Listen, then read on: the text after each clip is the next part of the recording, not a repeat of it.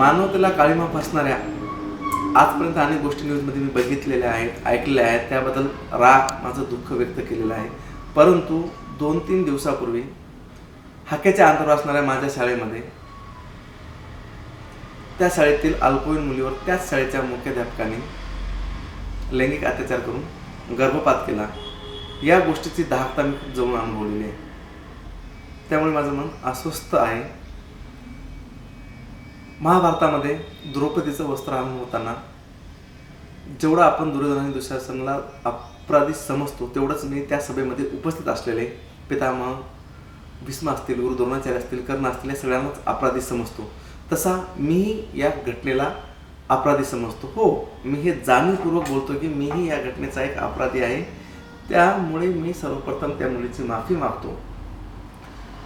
कारण या जी ही व्यक्ती आहे त्या व्यक्तीच्या चारित्र्याविषयी बऱ्याच दिवसापासून आपल्या परिसरामध्ये किंवा बऱ्याच व्यक्तीच्या कानापर्यंत कुजबूज गेली होती. तशी कुजबूज माझ्याही कानावर आली होती. परंतु ती गोष्ट मी इग्नोर केली आणि माझं मी काम करत राहिलो. आता बऱ्याच लोकांना ते शाळेतील पूर्ण शिक्षक असतील किंवा शाळा असेल, ते पूर्ण बदनाम करण्याचा प्रयत्न चालू आहे. कारण त्या शाळेमध्ये मी गेली 4 वर्ष स्कॉलरशिप देतो. त्यावेळेस खूप कमी लोक असतील की माझं कौतुक करणारे. परंतु ही जेव्हा घटना घडली तेव्हापासून बऱ्याच लोकांचा मला कॉल आलेला आहे. आणि त्यातील एका व्यक्तीने मग यानंतर तुम्ही त्या वेश्यालयामध्ये स्कॉलरशिप चालू ठेवणार का, हा शब्द वापरला. कारण माझ्या शाळेविषयी जेव्हा वेश्यालय हा शब्द ऐकला तेव्हापासून मी अस्वस्थ आहे. कारण माझी शाळा कालही पवित्र होती, आजही पवित्र आहे आणि उद्याही पवित्र असणार आहे. माझ्यासारखे लाखो विद्यार्थी शाळेमध्ये घडून गेलेले आहेत. आणि एका शिक्षकाचे, आपण तर शिक्षक म्हणणं चुकीचं आहे त्या माणसाला, आपण नराधम हा शब्दच म्हणू शकतो. एका नराधमाच्या चुकीमुळे तुम्ही बाकीच्या सगळ्या शिक्षकांना बदनाम नाही करू शकत. कारण तिथले जे शिक्षक आहेत त्यांनी पूर्ण रक्ताचं पाणी करून त्या शाळेला इथपर्यंत वैभव प्राप्त करून दिलेलं आहे. माझ्यासारखे लाखो विद्यार्थी त्याने तिथे त्या शाळेने घडवलेले आहेत. आणि त्या शाळेला मी माझ्या घरापेक्षाही श्रेष्ठ समजतो. एका मंदिरासारखं मी पूजतो. आणि त्या शाळेने मला माझ्या आपल्या तळहातच्या फोडाप्रमाणे जपलेलं आहे. आणि असे लाखो विद्यार्थी शाळेनं घडवलेले आहेत. त्यामुळे मी आज तुमच्यासमोर व्यक्त होतोय. नमस्कार. सर्वप्रथम सर्वांना नमस्कार. मी डॉक्टर संदीप कारंजकर, सर्वज्ञ डेंटल हॉस्पिटल तामसा येथून मी आपल्यास या व्हिडिओद्वारे जोडल्या जात आहे. कारण या घटनेविषयी काय बोलावं काय समजत नाही मला. परंतु ज्या माझ्या शिक्षकांनी, माझ्या शाळेने माझ्यावर माणूसरूपी जे बीज पेरले, माझ्यावर जे संस्कार केले, ती गोष्ट मला शांत बसू देत नाही. म्हणून मी तुमच्यासमोर व्यक्त होण्याचा प्रयत्न करतोय. कारण ही जी घटना आहे ती मानवतेला, नात्याला, विश्वासालाच नाही तर भूतकाळ, वर्तमान काळ आणि भविष्य काळालाही सुद्धा काळीमा फासणारी अशी घटना आपल्या तामसा येथील माध्यमिक व उच्च माध्यमिक शाळेमध्ये घडलेली आहे. आता ही घटना बऱ्याच लोकांना माहिती असेल. त्यामुळे आणि ज्यांना माहिती नाही त्यासाठी मी ही घटना थोडक्यात सांगण्याचा प्रयत्न करतो. कारण समाजात सांगणं माझं काम नाही आहे. या गोष्टीवर आपल्याला समोर काय करता येईल का याविषयी मला बोलायचं आहे. पण त्याआधी आपल्याला घटना नेमकी काय आहे ते माहिती असणं महत्त्वाचं आहे. तर इयत्ता 10वीमध्ये शिकणारे विद्यार्थी, जेमतेम वय असेल 15-16 वर्षे, घरची एकदम हलाखीची परिस्थिती, मोलमजुरी करून उदरनिर्वाह करणारे वडील आणि मुलींची लहानपणापासूनच इच्छा होती की तिला पोलीस प्रशासनामध्ये काम करण्याचं तिचं स्वप्न होतं. मग शाळेतील मुख्याध्यापकांनी एक ट्रिप काढली होती नांदेड येथील पोलीस अकॅडमीला भेट देण्यासाठी. तिच्या परिस्थितीमुळे असेल किंवा कुठल्याही कारणामुळे असतील त्या ट्रिपमध्ये तिला जाता आलं नाही. त्यानंतर तिनं तिची इच्छा सरांसमोर बोलून दाखवली असणार. सरांचे त्या मुलीसोबत जवळीक साधून तिला विश्वासात घेऊन आणि सरांचे तिच्या घरच्यासोबतही जवळचे संबंध होते. मग ही घटना शिक्षकाने तिच्या वडिलांना सांगितली, आईला सांगितली की तुमची मुलगी हुशार आहे, तिची पोलीस प्रशासनामध्ये काम करण्याची इच्छा आहे, त्यामुळे तिला पोलीस अकॅडमी बघायची आहे. त्यामुळे मी तुमच्या मुलीला पोलीस अकॅडमीला दाखवण्यासाठी घेऊन जातोय. आपल्या इकडे शिक्षकाला एका पित्याप्रमाणे समजलं जातं. त्यामुळे त्यांनी असा काही वाईट विचार केला नाही. त्यांनी त्यांना परमिशन दिली नांदेडला घेऊन जाताना स्वतःच्या गाडीमध्ये.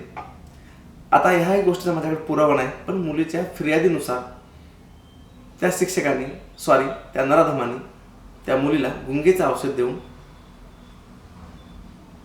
गाडीमध्ये तिच्यावर अत्याचार केले आणि त्या गोष्टीचा त्यांनी व्हिडिओ बनवला आणि तो व्हिडिओ तिला वारंवार दाखवून ब्लॅकमेल करून सतत तिच्यावर लैंगिक अत्याचार केले.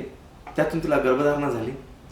गर्भधारणा झाल्यानंतर ही गोष्ट जेव्हा शिक्षकाला कळाली तेव्हा त्यांनी घरच्यांना मुलीला त्रास आहे पोटाचा, अपेंडिक्सचं ऑपरेशन करायचं सांगितलेलं आहे आणि हे ऑपरेशन मी माझ्या स्वतःच्या खर्चातून करेल किंवा माझे डॉक्टर ओळखीचे आहेत असं घरच्यांना सांगून घरच्यांनाही वाटलं की हा देवरूपी शिक्षक आपल्याला देवदूत भेटलेला आहे, एवढं कोण करतं. म्हणून त्यांनी डोळे झाकून विश्वास ठेवून मुलीला ऑपरेशनसाठी पाठवलं.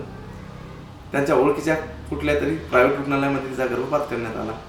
परंतु ही सगळी घटना किंवा तिच्यात झालेले बदल हे त्या मुलीच्या आईच्या लक्षात आले. मग पूर्ण जेव्हा मुलीला विचारण्यात आलं, जेव्हा मुलीने या सगळ्या गोष्टी सांगितल्या तेव्हा घरच्यावर एक संकट कोसळलं आणि सगळ्यांचं त्यांचा विचार या स्टेपला गेला की आपण वाचून काय करणार, सुसाईड करू.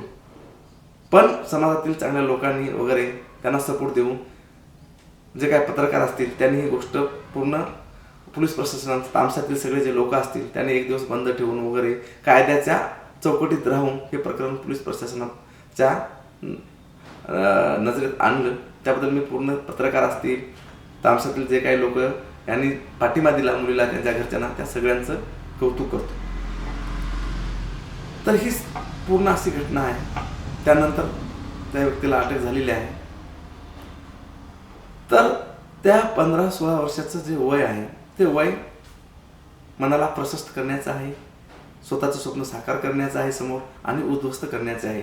म्हणून आपल्या समाजाने शाळा जे मंदिररूपी तीर्थस्थान आपण त्याला समजतो तिथे आपण आपले मुलं पाठवून त्यांचं भविष्य घडवण्याचा प्रयत्न करतो आणि त्याच ठिकाणी त्या मुलीचं शारीरिक, मानसिक, भावनिक आणि सामाजिक आयुष्य उद्ध्वस्त केलेलं आहे.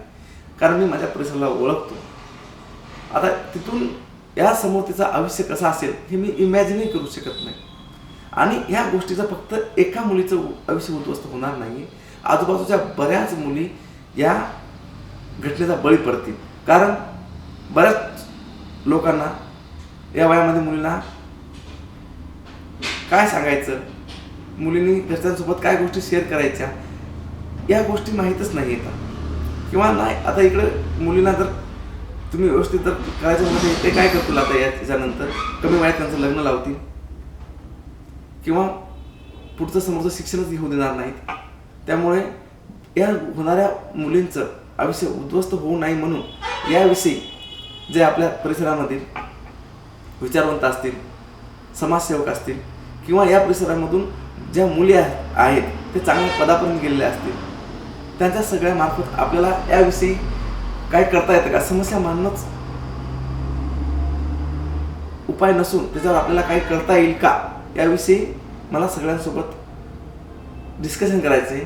म्हणून आता येणाऱ्या 2-3 दिवसामध्ये आता जे काही ही घटना आहे या घटनेवर किंवा या समस्येवर तुमच्या डोक्यात जे काही असतील गोष्टी की नेमकं काय करता येईल, कुठले काम घेता येतील, कुठला प्रोग्राम करता येतील. कारण शिक्षक, विद्यार्थी आणि पालक यांचा जो ट्रँगल असतो तो कसा व्यवस्थित वर्कआउट झाला पाहिजे. कारण जे शासकीय शाळा आहेत तिथे एक समिती असते, शिक्षण समिती, त्यांचंही काम काय असतं, त्यांनी महिन्याला जाऊन असे काय प्रोग्राम करता येतील का जेणेकरून एक कुठल्याही मुलीला कुठलीही गोष्ट शेअर करताना एक समाजाचं दडपण नसलं पाहिजे. म्हणून बऱ्याच माझ्याकडे काही आयडिया आहेत. तुम्ही माझ्यापेक्षा वरिष्ठ असतील, माझ्या वयाचे असतील किंवा माझ्यापेक्षा लहानही असतील, तुमच्या जे काही गोष्टी असतील जास्तीत जास्त किंवा तुमच्या आयडिया या व्हिडिओवर कमेंटद्वारे मला कळवा. आणि त्याही नराधमाला कुठली शिक्षा व्हायला पाहिजे, काय व्हायला पाहिजे. कारण आपलं जे माझं न्यायालयावर आपल्या पोलीस प्रशासनावर पूर्णपणे विश्वास आहे, पण आपल्या इकडे एवढ्या वेळ काढूपणा असतो किंवा बराच पळवाटा असतो. त्यामुळे हे प्रकरण कुठेही दबल्या गेलं नाही पाहिजे. त्यासाठी आपल्याला काही करता येईल का, सतत कॉन्टॅक्टमध्ये राहता येतील का, आणि सगळ्यात महत्त्वाचं आपल्या परिसरामधील त्या मुलीचं किंवा बाकीच्या मुलीचं आयुष्य उद्ध्वस्त होणार नाही, अशा काही गोष्टी करता येतील का, याविषयी तुमचं जे काही तुमच्या मनात असेल तुम्ही व्यक्त व्हायला शिका आणि या व्हिडिओवर मला 2 दिवसामध्ये तुमच्या कमेंट कळवा. आपण याच्यानंतर 2 दिवसानंतर एक व्हिडिओ बनवणार आहोत. धन्यवाद. जय हिंद, जय महाराष्ट्र.